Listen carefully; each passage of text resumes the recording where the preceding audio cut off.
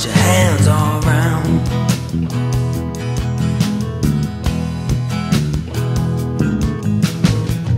And the blood from my nose makes me realize I'm gonna drown.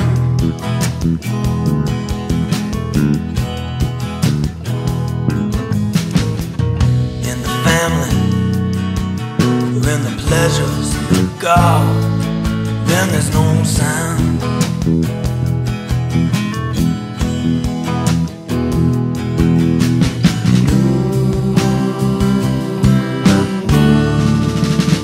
My life, I held it down.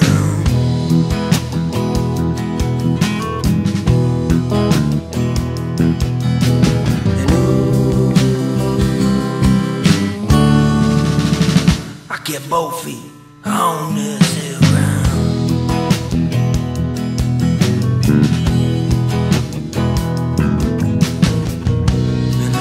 And their sons and daughters, they try to push you around.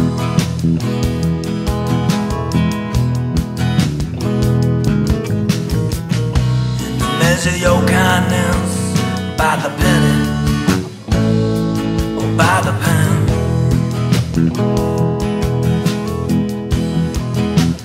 Don't stick it in the cab though. 1960 Buick LeSabre. Yeah. LeSabre. Back in the day when America ran on a gallon of gas. Jeez, man. What kind of motor is it? It's got a 364. 364 V8. Yep, V8 with the nail head configuration, which is unusual. Well, not unusual. I think it was unusual for other cars, but Buick did something different. You know, the valve covers go this way? Yeah, sure. Sure, they're this way. See, that's what I call a nail head configuration. Oh, yeah, okay. Yeah, I see. Another really cool thing about this, you see those wires coming out of the out of the carburetor? Yeah. So when I go to start this, I just step on the accelerator and it engages the starter. Okay. Yeah. What Which is really cool. Yeah. So you turn the ignition on and hit that. So I'll get it going here in a second. It should fire right up. That was almost like a newer automatic thing for... Actually, Buick had been doing it since 1936 or 32 was the first year that they did that. Yeah. And right up until 1960, which this is. Yeah. Not in all their makes and models, so I'm quite sure. Was nobody else doing it, or? I think other GM products, there might have been a few other cars. Yeah. But they eventually phased it out because it was too easy to steal cars. Ah, that makes sense. What? What do you want? This is auto shop class, kids. Look at that. So badass. Yeah, brake booster back there. This is my makeshift exhaust system. I got this. This worked pretty well. Yeah. I got this at Sutherland's. And what I did, I just bought it in a rush, so you can see that's a solid pipe. Yeah. Over here, starting here, it's got the weep holes in it. Yeah. So I gotta get another little duct tape action. Well, I'm just gonna buy a whole new extension, but that'll work for a minute. I want to fix it. Where the hell did you get this thing, man? All right, that's a great question. It was on that Facebook Marketplace. Yeah, sure. That's where I found my trailer too, a new trailer that I bought. Yeah. Really good price. And it was on President's Day, Monday night. And I see this thing, I turn to my girlfriend and said, "You gotta be kidding me. Like, Yeah. this gotta be misprint." Right. $500. Whoa! So I texted the guy, and he happened to be right there, a ton of messages, and mine popped up. So he called me first. Wow. So I went down, it was in Springville, I looked at it, it's sitting for a long time, he has to clear out space, there's this area that he needs to clear out. And it was left there, it was abandoned. And he's a mechanic himself, but he's just got time for it. Yeah, and I told him what I did, and he goes, "It's a perfect project for you."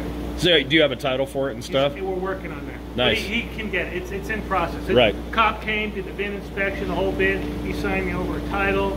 So it wasn't involved in a murder or a mafia hit or something? No. Well, here's the other thing. The trunk is locked. Oh! And I got there's all these cool parts in there, but I hope there's a bag of money in there. Yeah, okay. There might be.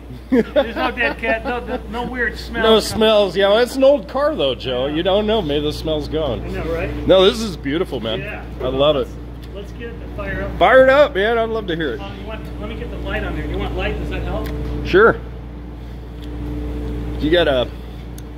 Oh, you got something. Oh, that's good. Yeah, it's broken. That's not the right dipstick for the transmission. Right. But so I changed up the spark plugs and just tinkered with it a little bit, and I can't believe. And I got all these extra parts too, like another carburetor over there, valve covers, there's a ton more stuff in there. I got to get a radiator for it. But it basically just started right up with a little fooling around. That's cool. Oh, wicked, man. Look at that interior. Oh, I love it. Oh, yeah. You know what I love about it? Nobody's done a damn thing to this thing ever. Ever. And all the glass is intact, which is amazing. Yeah. There's extra lenses. The lenses are broken. One of them's broken in the back, but I got an extra one, maybe, or maybe two. A whole bunch of extra parts. I mean, literally, like extra ones of these. Oh, that's cool. I could sell some of the extra parts and probably make pretty good Yeah. money on it. But I mean, for me to sell them, might be worth it for someone else to do a restoration project too. So I think, I'm not sure on the numbers on this, but I think they produced 32,000 of this specific model, body type, and everything. 32,000, maybe 35,000. So who knows how many are left? That's the question, right? Probably. Yeah. That could be something that could be found out. I'm going to guess probably less than 10,000, maybe 5. And that's nationwide, worldwide, probably. Yeah. That's So, wow, what a steal, man! Beautiful car. I love it. It's a keeper. I'm gonna get it, down. And people say, "Are you gonna paint it?" It's like, you don't paint a car like this. No, the patina is beautiful. Exactly. Patina. Plus, if you paint it, it's like makeup. It's like, what do you hide? Yeah. There's nothing to hide on this thing. There is a little bit of rust through in some of the spots, like right here. There's a little spot. There's a little bit of a coming through right here, in the back, which I'm going to, fix up. I got to get this trunk open. I've been trying to get a locksmith, and supposedly one's coming tomorrow. Yeah, that's the thing. You can't just pop that baby open. No, I don't want to screw it up. Yeah. Beautiful car, though, man. I might try to get those restored. The colors in them. Sure. Is the gas thing? But oh yeah, classic. Yeah, but I'm missing the gas cap. That's no big deal. So. Well, basically, it's so there's no like real structural rust on the frame or. Well, the only spot. It's not structural, but it's in this wheel well right here. Yeah. You can see this spot right here. Yeah. That cancer came through. Yeah. So I'm going to clean that up more and maybe weld a good piece of metal in there. Make sure that this here is good, which it is. Yeah. And I got to work on the brakes. The brakes need a lot of help. So that's going to be a bit of a doing. Can you fire it up just one more time so I can look at the motor while it's Absolutely. rocking? Just for 2 seconds, Joe. This is bitching, man. Are you going to post this thing? Yeah, heck yeah. Cool. On what, Facebook? No, I'll get a YouTube channel, Captain Borax. I'll hip you to it, man. I'm a small engines guy at West High. And, West High. Been doing it for a number of years, but Joe. I walked into this job. I love it. Yep. Hit. Woohoo. All right. Oh yeah. You can hear the air sucking through that car, man. Yeah. Downdraft, carburetor. Yeah. Nothing about it. This thing gets, when it's running right, a whopping 11.2 parts. And that's on the freeway, right? Tank. Going downhill? I don't know, probably. I mean, this thing, the gauge metal on this thing is just... Oh, it's incredible. It weighs a ton. I think the dry weight on these is like 4,200 pounds. Jesus, that's over two tons. Yeah. With all the chrome and stuff. Is that with the motor in it and all that? Oh, yeah, okay, yeah. that's still a lot. It's a lot, but that's a big motor to push this thing. You would have to hit something pretty damn hard to do that. Yeah, I don't know how this happened. I bet that the only thing I can think of is that someone got pissed and just hit it with a hammer. Yeah. Ex-wife with a sledgehammer coming out. Can you imagine the story? This car story, right? You know, I mean, 1960. Who knows? This thing maybe went to Woodstock or Martin Luther King's "I Have a Dream" speech. It was right in the the height of the Cold War. Oh yeah, for sure. The space race was going full throttle with the Soviets. 1960, man. Cold JFK War wasn't even president yet. It was still. He was still campaigning. He was still Eisenhower. Eisenhower, yeah.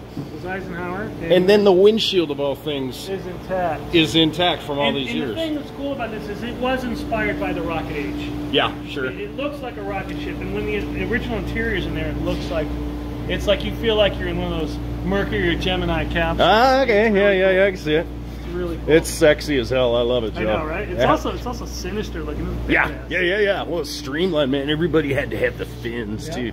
Like in these things back in the '80s, you could find this stuff at junkyards. Yeah, and you can't anymore, man. You go to the junkyards, it's nothing but Ford Tauruses, 92 Tauruses, or some bullshit. I got a whole bunch of extra chrome and stuff too. So I mean, I think that I'm going to keep it and see if I need it here and there. Who knows? But I might just sell some of it too to the right, so someone else can restore theirs. It'd be nice to keep this is a piece of Americana. It's absolutely a time capsule. Well, and there's someone out there with the kind of money to really put it together. Right. I'm going to bring it to that level where I can use it, have fun with it. Yeah. And make it presentable and safe.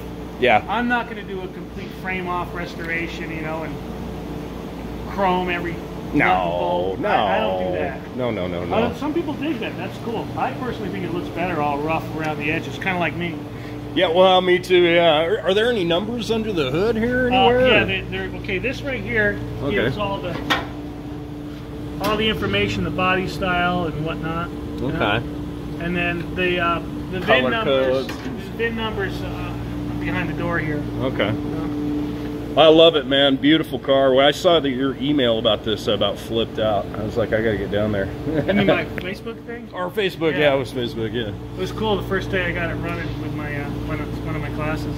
Dig it, man. Yeah. Right on. I bypassed the whole fuel system because I got to clean out that fuel tank. It's good. Hopefully the tank isn't as bad. I mean, everything else has been good, so I'm imagining that the fuel tank I might luck out. Just take it to a radiator shop and drop it. They'll boil it out, and hopefully I'll be good. The fuel pump works fine. I'll probably rebuild that carburetor. Clean out, power wash the snot out of everything, get it presentable, lube things up. You gonna paint any of this stuff, or no? Just leave it. Leave it. Oil change, transmission fluid change, deal with the brakes. A few other things. I got to get the radiator. They make make aftermarket radiators out of aluminum, right? Which is what I probably want to do. Right. But yeah, you certainly can't run it very long without the. No, I get that. No. Fully, man. God, you could hang a hammock in here, man. Yeah. Back in the day when you could stick your arm in Got a generator instead of an alternator. Okay. The heater core has been torn out, and I know there's extra parts for that. So right now it doesn't have a heater. The wipers need to be. The wiper motor's not in there. I don't know if it's a vacuum or electric. I'm going to assume it's electric. I hate the vacuum ones. They suck. Yeah. Literally. No air conditioning though on these old beasts. So, no, but they did make them with air conditioning. They did. Yeah, right. But this one did not come with AC. I'm glad it did.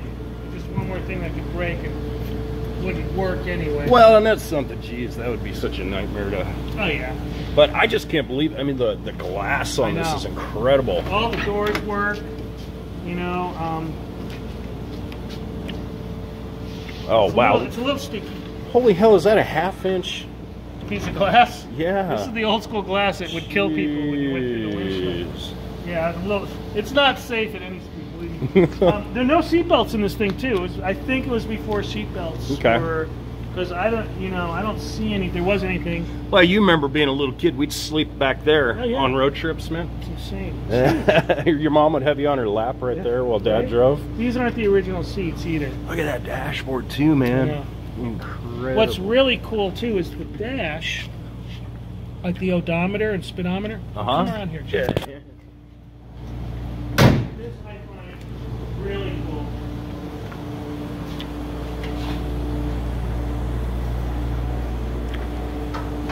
One of the unique things about this car, and I guess it was the Buicks. I've done, a friend of mine who really is into Buicks was telling me that it's a GM product and it's a high-end. They did put more into the Buicks than they did with the Cadillacs. Yeah. Apparently, interesting. Yeah. Who knew? Okay, so you can see the dash, right? You see the numbers and everything else. it's actually right here. See where my hand is down here? Yeah. This is a mirror that's reflecting that. And you can adjust the position of the mirror with these rollers. See that? Oh, right.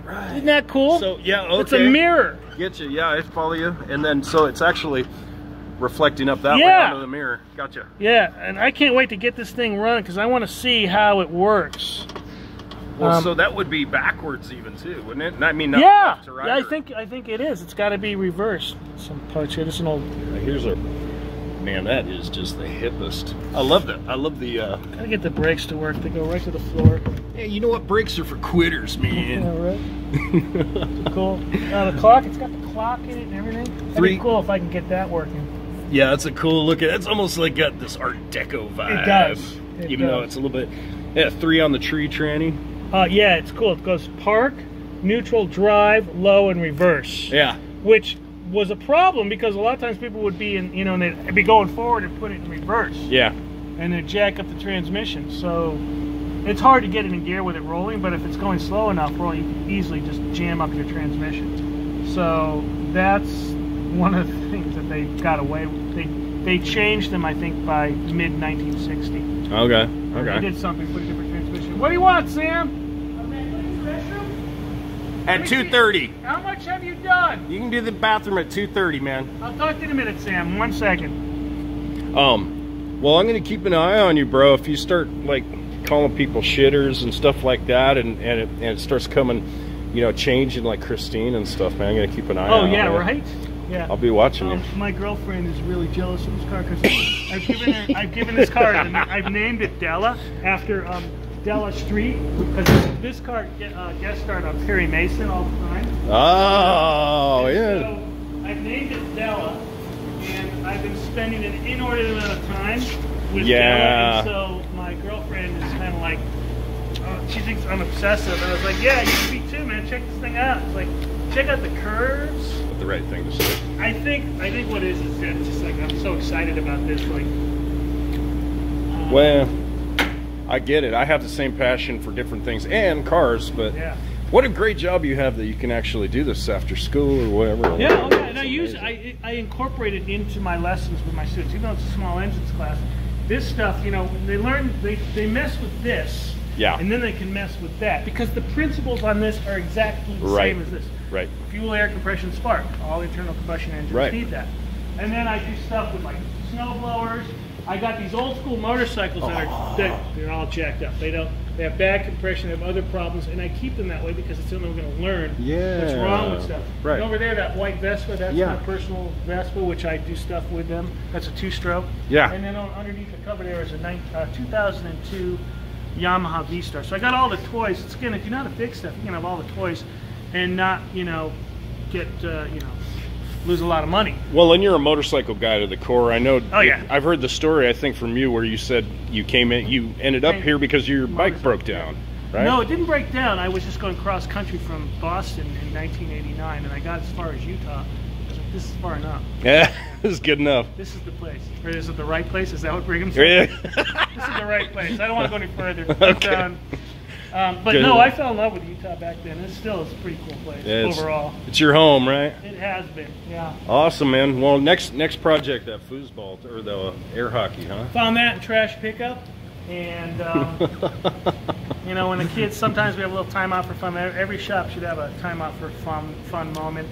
And I tell my students that if you have a man cave or she den, a she den. The girls need a she den. Ilsa's she den. I like it. You need to have a time where it's like you're thinking through a problem, right? And it's like you're just log jammed. You can't get beyond it. You're like, if you get together with your friends and start doing something fun, all of a sudden you're going to have an epiphany. It'll come to you. Yeah. When you're not really thinking about it, even though it's on the back of your mind. Sure. Sure. So that's how I roll. I dig it, man. I like your style, Joe. Thank you. Right on, brother. Yeah. Thanks for showing me the Buick, man. Anytime.